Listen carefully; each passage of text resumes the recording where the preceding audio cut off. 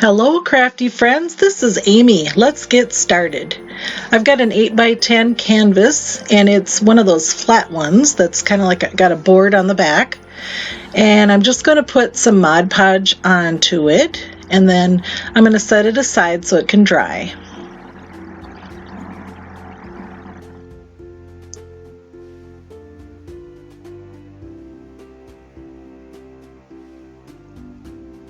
And these are really some neat window clings that I got from Dollar General.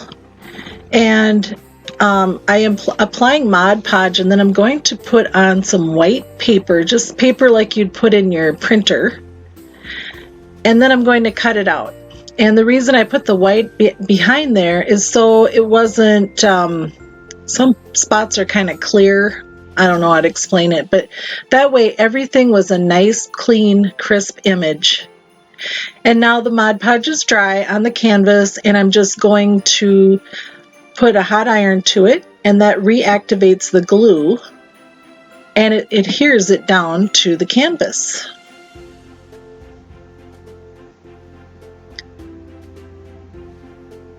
And now I'm going to take this and put some Mod Podge on there, and while it's still wet, I will apply it to the paper.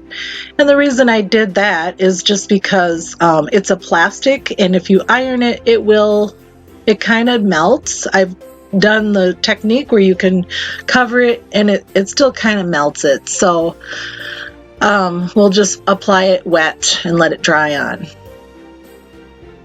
And then I just put a coat over the entire thing. And at this point I was thinking I need a little bit more to this. I would like to make a border. And so I came up with this idea with some paint sticks, and I bought these a long time ago where they don't have the markings on them. They're meant for crafts.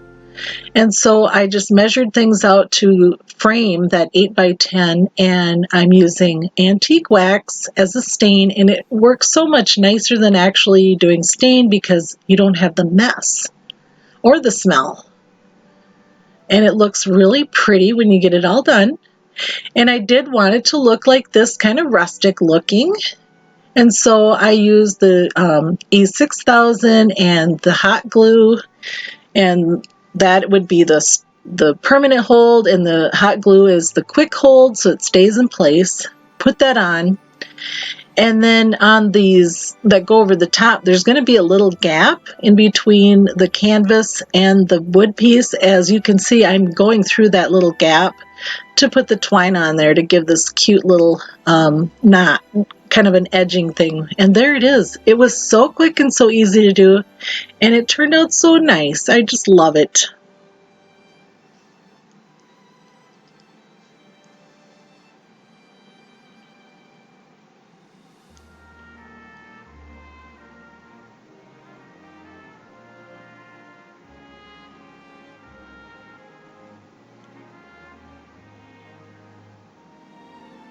On to the next DIY, number 2. Okay, this is Hazelnut, the Waverly color, very pretty. It looks perfect for doing gingerbread.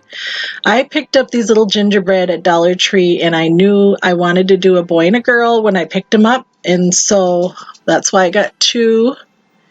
And I saw these cute little faces when I was looking on Pinterest, and so I'm kind of using that face that I saw, and I'm just drawing it in so I can go over it with paint.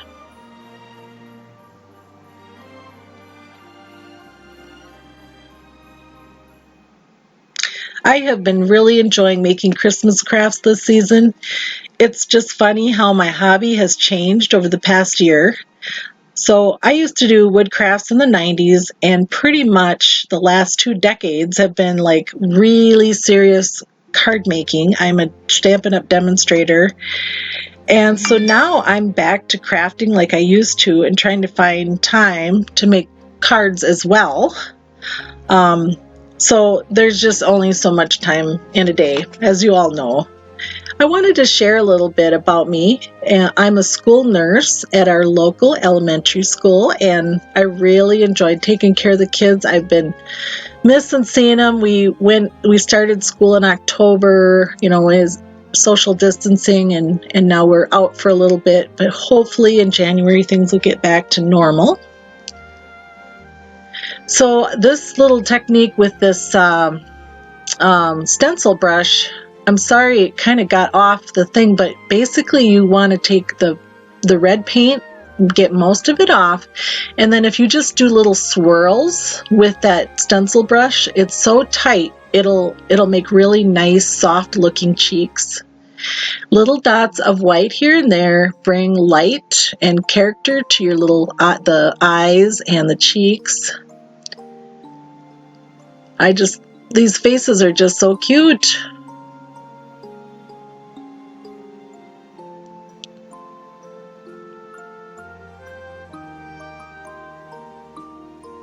Now on that one eye, I had to fix it because it got a little thick. So you can see how I fixed it on the next one. And then just give it a little icing along the top.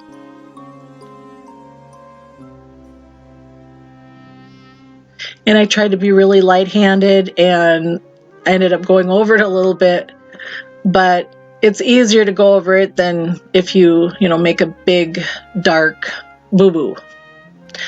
But again, these are $1 crafts, and if something happens, you can just do it again. No big deal. I made a little bow. All I did was just cut a square. I put some black thread and tied it in the middle to make his little bow, and put on some black buttons. And I'm showing what I was trying to just make it like a little red in the behind the buttonholes. And it kind of shows, not real a lot, but that was my attempt at trying to make it a little more festive behind those buttonholes. And with the little girl, I just wanted to give her a little dress. And so just take the pieces, give her the straps and the skirt, and then some buttons.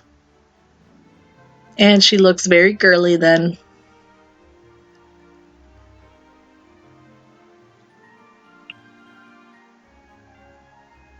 I wanted them to hold hands, and so I did both the E6000 and the hot glue.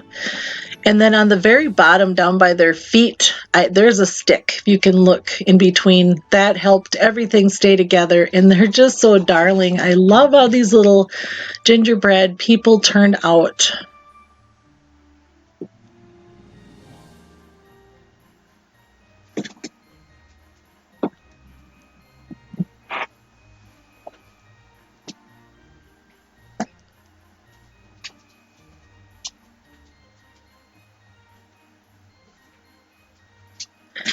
And now I've got one more DIY to show you. Another fun thing. And so talking, in my past where I did woodworking, I happened to have some tools, and one of my favorites is the scroll saw. So I kind of sketched out a mitten, and then I just took a scrap piece of wood and cut it out on the scroll saw. This isn't hard to do. Just take your time and, follow your line and practice, before you, start making things, and you'll have it down in no time. And I actually got this as a gift a long time ago, and I've been using it ever since. And this I'm using again is called the Rust-Oleum. It's Intense Glitter Paint, and I got it at Hobby Lobby. And it says it's Craft and Hobby Imagination, or Imagine, or something here. I can't read it. There's a sticker on it. You apply it pretty thick, and it self-levels, and let it dry overnight. I did want to mention, too, how I prepped those mittens. I did use some primer, and then I just went over it with white paint. And now I'm just putting more of that ink, antique wax on there, and that made it a little dirty. And then cut out this pretty little Merry Christmas on my Cricut, and the font I used was Easy November, and it just made it look so country-like a old-fashioned Christmas. When I get done with this, you'll agree. It's just like, wow, that just kind of looks neat.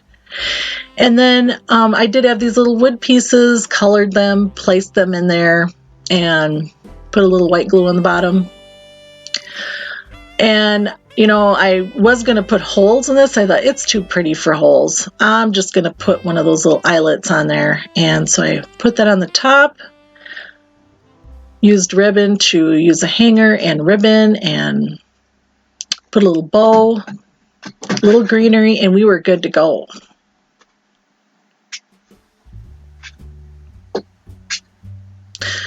These items were so much fun to make. I kind of wished I would have did them earlier because I would have put them on Etsy. I'm just afraid now it's just so, you know, late in the game. And so, yeah, I guess I'm just going to keep them for now. But I put them on the tree. They just turned out so nice.